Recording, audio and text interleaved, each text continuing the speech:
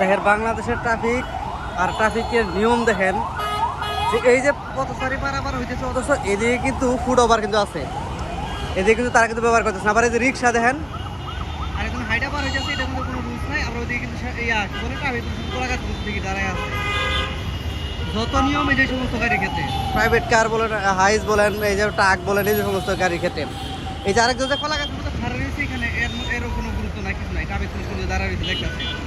অথচ এখানে private car একটা ভুল করুক, একটু লেনও ভায়োলেশন করুক, তার মামলা খাইতে দেরি হবে না। দেখো কাগজ পেয়ে এটা করো সেটা করো, অথচ তারা কিন্তু রোডে চলার জন্য ট্যাক্স বলেন, তারপরে রোড পারমিট যত যা কিছু বলেন টাকা কিন্তু দিয়ে আসে। তারপর কোনো রুলস নাই, এখানে কোনো রুলস কি মানতেছে এখানে তারা?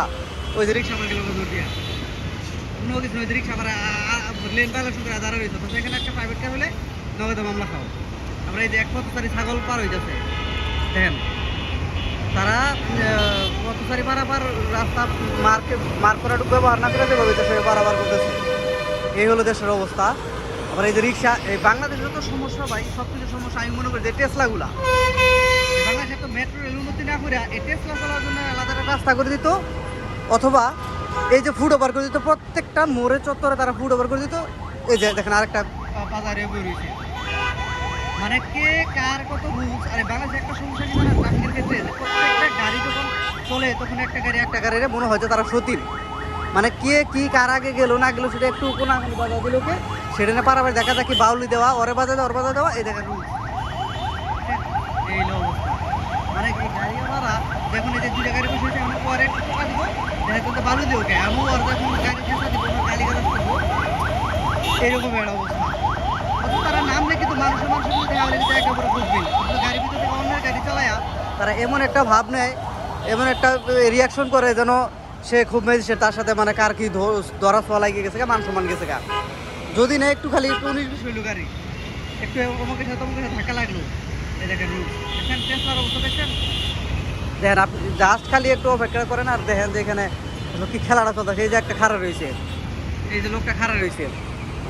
আবার এই যে পথচারী ক্ষেত আছে, অথচ পথচারী বাজার ওই পারে যথেষ্ট রাস্তা বাস করা আছে পথচারীর জন্য, আবার এদিকে যে ফুট ওভারও আছে, কিন্তু কারোর মধ্যে কোনো রুলস নাই।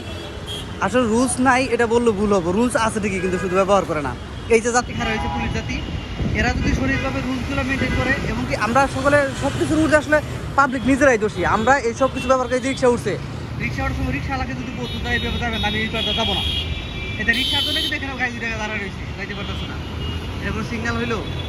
পুলিশের মতো পুলিশের পাশে যেভাবে ইচ্ছা খারাপ রয়েছে, যেভাবে ইচ্ছা ওদের দায়িত্ব পালন করার কথা দায়িত্ব পালন করতেছে। এখন দায়িত্ব জনগণ পালন করুক কি না করুক সেটা দেখার বিষয় নাই, কিন্তু জনগণটা তো আগে শিখাইতে হবে।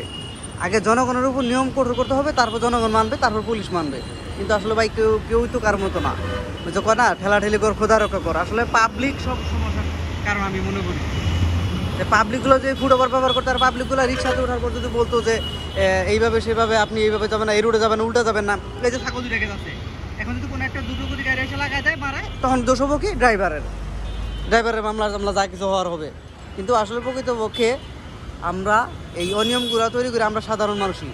তো আসুন সকলেই সচেতন হই, সব নিয়মকানুন মেনে চলি, একে অপরের প্রতি সহদর হই, তাহলে দেখবেন যে আসলে কোনো সমস্যা নাই।